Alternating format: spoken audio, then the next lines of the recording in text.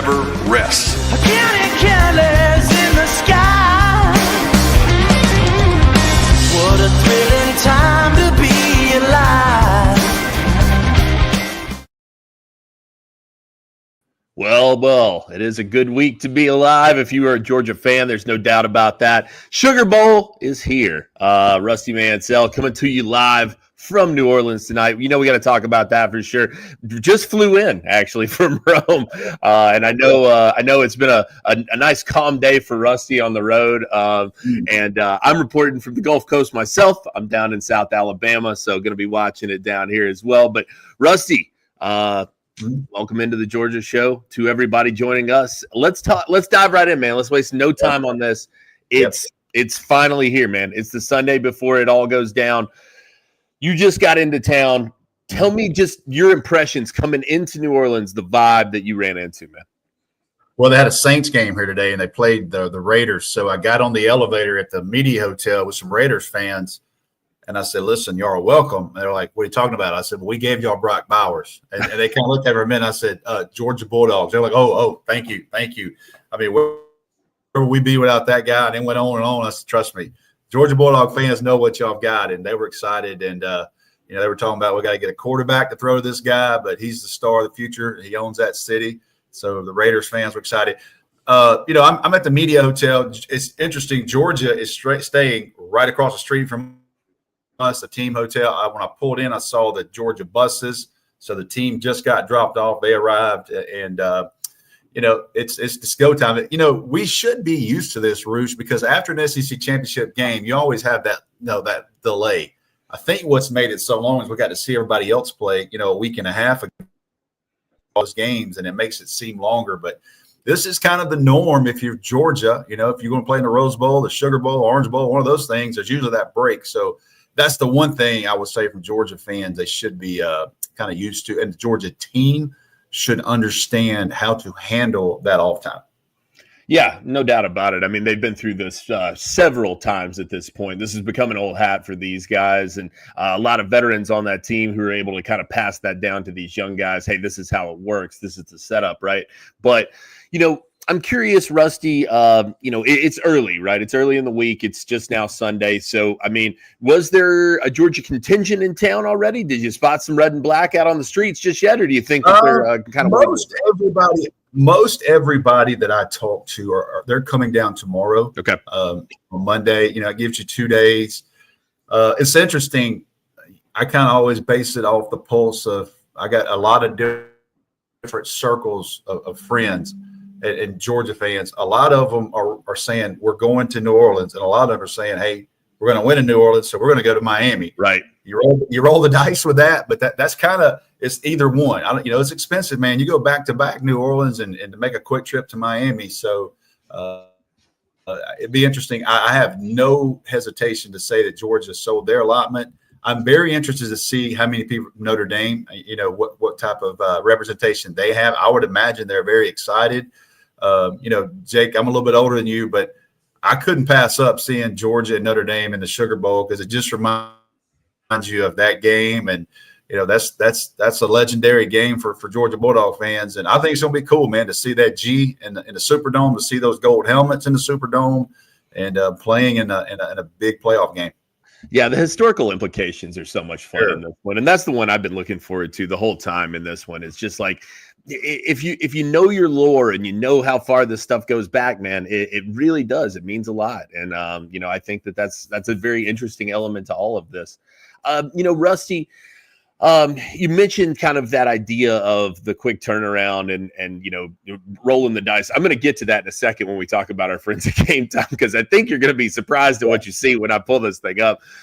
Let's talk a little bit about the game, though, Rusty. I know we've talked about this. We've had weeks at this point, or a good solid week at least, to preview this thing. But you're feeling, I guess, today versus Notre Dame coming off of the win against Indiana. Has anything changed in terms of what you're hearing, in terms of what you're feeling? Gunnar Stockton now another week of practice under his belt, right? I mean, that's great news for Georgia, certainly. So, anything that you've kind of heard through the back channels, perhaps that maybe might kind of pique some interest when it comes to this week as opposed to just last week? I mean, I've heard Gunner's been really good in practice. I heard there's a lot of energy, and there should be. It's a new.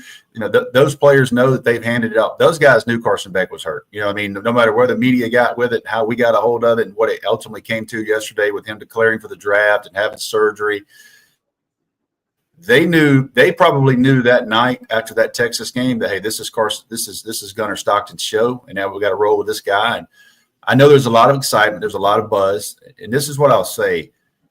He's got to go out and do it. He's got to go out and do it. But to have a locker room behind you, this kid's very well liked, and you can see the energy from him. And if Gunner Stockton, he doesn't have to be Superman, Jake, and that's what I caution people about talking about him. And people and some of these national media that kind of are looking a little bit down on Georgia because Gunner Stockton's playing. He doesn't have to be Superman. You know what I mean? This guy, he doesn't have to go out and score 48 points to win this game. He has to make some plays, stay within himself, and hurt you when he can with his legs. But Georgia's healthy, man. I said this the whole time, Bruce. If Georgia gets healthy, they can win this thing. Now they got to go out and win this thing. But I don't think people are digging enough into Trevor Etienne is healthy for the first time since the first Texas game. Nate Frazier is healthy for the first time since the Texas game. Ernest Green is healthy for the first time since the Texas game. They got some great offensive linemen, got some rest. They got some guys back.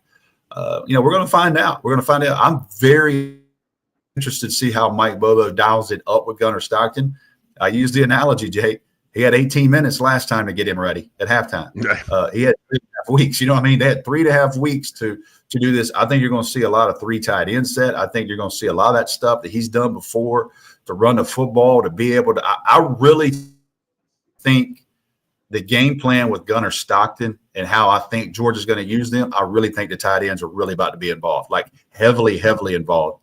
And I think that's a good thing for Georgia. You know what I mean? Carson Beck is a guy that, his game is in the pocket, delivering the ball down the field, deep vertical threats. I think that Gunner Stockton's a guy you can get outside of the pocket a lot more. The run game comes into it. What happens, Jake, when you have to respect the run game? You have to keep somebody up close to the line of scrimmage. You know what I mean? Right. Who can get in? Who can get on the second level? Oscar Delp, Lawson Lucky, all those types of guys. So, I just think that I think that I'm excited about it. We don't know how Gunner Stockton is going to do. He's had 3.5 weeks of. It's a lot different, Jake, when you walk in and you go, "Hey, you're the guy." And oh, by the way, we got to win this week. But it doesn't have to be Superman. It doesn't have to be. This guy don't have to be 25 for 31 for 350 and 4 touchdowns. That's not the way this game is going to play out. I just think people are kind of automatically on the national side, kind of automatically saying that Gunner Stockton is going to be a big question mark against Georgia. I don't see it that way. Yeah, I don't either, man. And it blows my mind that people kind of move from that space. And it kind of, what it makes me feel like is, I don't think you watched a lot of Georgia this year because there were a lot of instances where Carson Beck was not Superman. Yeah, no kidding. Yeah, he threw 3 receptions against Texas, almost 4, and they won the game. You know what I mean? So yeah, absolutely.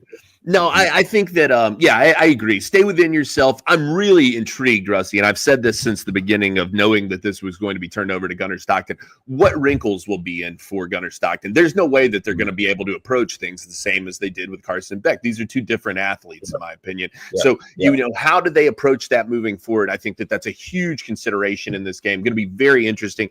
And it's one of those things that, to me, gives Georgia a bit of an edge here because the Notre Dame, there's no tape on this guy. They don't know what they're going to do with Gunner Stockton. You're going to be able to put some things in that nobody has seen ever from this offense. And to me, that can be pretty compelling, especially if they can hit some of that stuff early on. Yeah. I guess they can go back and watch Raven County, Thomasville. Call up Braxton Hicks for some insight. Yeah. So they're going to know, some of the things, but to kind of what to expect. I would imagine they go all the way back to Mike Bobo and some of the things he did. Some of the things he did with Aaron Murray. He got Aaron Murray outside the pocket a lot more move out type stuff with Aaron Murray too. So there's a lot there. I know some people make some comments about the defense. I think the defense is healthy. I think the defensive line, and we have kind of said this for a couple of weeks. I know you've said it. I know Jake Rose said it. For whatever reason, I don't know why Georgia don't turn the switch on every week, but I know that when there's a big game, 99% of the time, them dudes turn a switch on. You know what I mean? And you get in this big building, you get against Notre Dame, I fully expect that those defensive linemen, the Jalen Walkers, the Michael Williams, all these dudes, Smile Munden, to flip that damn switch. I'm starting to really like this matchup with Georgia, and I'm trying not to because I don't. Sometimes that's not the best vibe for me, but. I just thought about it. I looked at them. They got a great running back. It would scare me to death. Riley Leonard can throw the ball. He likes to run some. I don't look at Riley Leonard and go, that dude can take a game over. I think he can make some plays, but I haven't seen him take a game over. And you leave the game going, I don't want to play that dude again. He's a good player. Don't get me wrong. There was some conversation at one point last year that had some interest with him in Georgia now. I mean, I'll tell you that. So, if Carson Beck was going to leave, there's a good possibility Riley Leonard is going to take a very hard look at Georgia. So, but I think he's not Haynes King. He's not that type of player. I think he's a better passer than Haynes King. But I'm starting to like this matchup more and more as I look into it and dig into it. Guys, come back in the comments after this one, especially if Georgia drops it. You can come give Rusty some help for that. No doubt.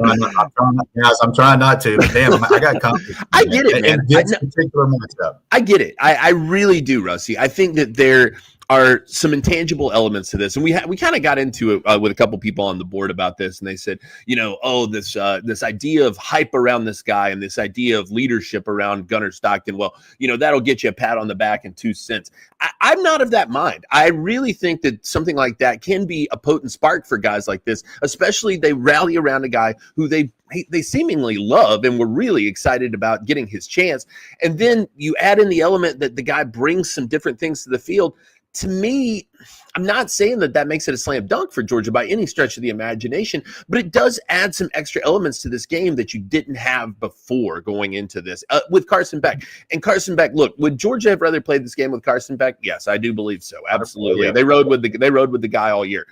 But there are some interesting pieces to this that make this a lot more compelling, I think, than some people are giving it credit for. We've had a lot of people over here saying, to listen to the national media, Georgia doesn't belong on the same field. I'm with you 100%. Gunnar Stockton, stay within yourself, play your game. You control that run for Notre Dame, and that's hard to do. That Jeremiah Love's a tremendous back, but Georgia knows him well. They've studied him very well. They recruited him very heavily. Yeah, absolutely. So. There's a lot of elements to this game, a lot of familiarity between these two squads. Like you said, Riley Leonard, they've done their homework on him as well. I'm just intrigued to see how this one plays itself out. And look, the Georgia contingent, they'll come out for this one. They're not going to miss a chance to get down to Bourbon Street. I know that's always the case. Listen, if you want to get down to Bourbon Street and you want to hang out down there, get over to Game Time, man. I was saying as we were going into this, that this is one of those things where if you want it to happen, you can get in there and make it happen. I think that this is probably going to surprise some people that you can get in for this price. But let me get this pulled up here. There we go. Your get-in price, $60, man. You can get into the Sugar Bowl for $60. So if you're debating on whether to go see Georgia in a bowl game, now's your chance. I drive down to New Orleans, go get you a room in Slidell or Ruston, or stay out in Kenner or something like that. I got some buddies that are staying in Biloxi. There you go. Hey, now that's going to be a good time. Get in. GameTime.co is the place to go, though, for the tickets. You can go over there, check them out. Look, great deals all over the place. 126 level for $82. That's ridiculous, man. You can be in the lower bowl for less than $100. You can't see a game in Sanford Stadium for that. I mean, what was the get-in price for Georgia Notre Dame when they came to town, man? That was, it's a whole different ball game. GameTime.co, guys. Code ON3 gets you $20 off your first purchase. Now, terms and conditions do apply, but get in there. You can see the all-in pricing. You can see the view from your seat. You've got an opportunity to go around and check out what fits you best, what fits your budget best. And look, they're going to tell you up front how it is. They transfer the tickets quick. They make it super simple. It's easy. GameTime.co. I use it myself. I would use it even if they did not sponsor us, and I do appreciate them doing that, though. You can use our code, though, ON3, that's ON3, for $20 off your first purchase. What time is it? It's game time. Also, to want to give a quick shout out to our friends at myperfectfranchise.net. That's Andy Ludicky and the boys. If you've listened, you know this one. We talk about them every week, but they're great people. Yes. Are you a displaced corporate executive or wanting to put your career in your own hands? Or are you an experienced entrepreneur wanting to diversify? Well, Andy Ludicky and myperfectfranchise.net can help. Andy's a huge college sports fan and franchise veteran, having owned multiple franchises and businesses. Using his expertise, he helps others find their American dream through a very thorough consultation and evaluation process. Call Andy, put your life and career in your own hands. Best of all, his services, 100% free to use. So what do you have to lose? Find your perfect franchise today at myperfectfranchise.net. All right. Want to call Andy if this trip to Caesars is right here. If it goes good I understand. I do want to work in one. Listen, I know Bourbon Street is calling your name, Rusty. I would be calling mine too. But I do want to get in a big development over the weekend. Carson Beck officially declares for the NFL draft. Very heartfelt message from Carson on his way out. First off, I want to thank God for blessing me with the opportunity to play the game I love. Through the ups and downs, the highs and lows, everything this game produces and provides, I'm eternally grateful for. Football has taught me lessons that will last a lifetime and has grown me into the person I am today. I'm so grateful for my family and those close to me for the support they provided me through this journey. They've always had my back no matter what the circumstance, and I can't thank them enough for it. To Coach Smart, Coach Bobo, and the rest of the coaches who were a part of my tenure at UGA, thank you for your wisdom, your unwavering support, and most importantly, the time you've sacrificed pouring into not only me, but the many others who came before and after. Thank you for believing in me and giving me the opportunity to lead this team. It's been a blessing, and I'm forever grateful. To my teammates, I've been blessed to play with not only so many talented guys, but guys who are good people. There's so many bonds that have been built that will last a lifetime, and the people in that locker room is what I'll miss most. I enjoyed every second of being with you guys and love you guys like brothers. It's been an honor, and I wouldn't want to go to war with anyone else. That there's unfinished business this season, and I'll be there to support however I can. Finish strong. The past 5 years at the University of Georgia have been nothing short of a dream come true, and I will forever cherish the memories that have been made. Thank you, Dog Nation, for the time I've been here, and to those who supported me and believed in me, thank you. It's been an incredible journey, and all those moments have ultimately led me to take the next step in my football career. With that being said, I will be declaring for the 2025 NFL Draft. Go Dogs. Carson Beck, a really beautiful sentiment on the way out, Rusty. And this is a guy that I know both you and I covered over the years through high school. I had a chance to go down to Mandarin and meet with him. Just your thoughts. Not a surprise, I don't think, for anybody. I mean, we've been kind of harping on this for weeks at this point, months, if you will, really going into the season. It was kind of a foregone conclusion, but some doubts with the performance this year, and then there's the injury, but Carson Beck makes it official. I'm just curious your feelings and your thoughts on Carson Beck, not only his decision, but also just his career at Georgia. Unfortunate that the injury happened on the last play of a half and how that went down. But for Carson Beck individually, the timing of it was really bad because he has to make a decision now because he has to declare for the draft, or he has to enroll back at Georgia, or if he had another option, if he was going to leave. I don't know that was even an option, but he had to make a quick decision. The guy just had surgery last week, so I know he went and saw several opinions. I believe the person that did his surgery is the same person that did Ohtani for the Dodgers. And so he had somebody probably that all right, yeah. He had those are pretty expensive arms, what I mean? So it just kind of stinks, but for him timing wise, and I'll say this about Carson Beck, to stay when he could have left and what he did, he had a lot of wins, man, a lot of wins. And I know this year didn't go the way he wanted it to. I also know that, it didn't get a lot of help sometimes. Sometimes I think he forced the ball. I'll say this, the guy stayed 5 years at Georgia. He won 2 national championships. He stayed when he could have left. and fought through some things. So when you go back and look at his record, I'd put it up against anybody, especially from the first day he got here. Even though he wasn't the starter, the total amount of wins and those things. So it was time for him to go. It's time for him to go to the NFL. I don't know where he's going to go. This guy's got a huge arm. If he gets back and gets healthy, there's just not enough quarterbacks to go around, and we see that every year in the NFL draft. There is no telling where Carson Beck. So don't sit there and go, "Oh, this guy's going to be a third rounder" and all that. Don't fall into that trap. It's going to depend on how healthy he is. Can he throw? And he's going to go through a ton of medical personnel. I remember Nick Chubb telling me when he went to the combine, he said he was sore the next day because he had so many people pulling on his knee, turning and stretching. He was like, "Damn, I thought I got hurt again during the medical exam." So, Carson's going to go through that before the draft, and hopefully he'll be able to throw, but he's got a huge arm. He's 6'3". There's just not many of those people go around like that. So, you should wish him all the best and thank him for what he did at Georgia. And now it's Gunnar Stockton's time, but Carson Beck, man, he won a lot of freaking football games for the University of Georgia.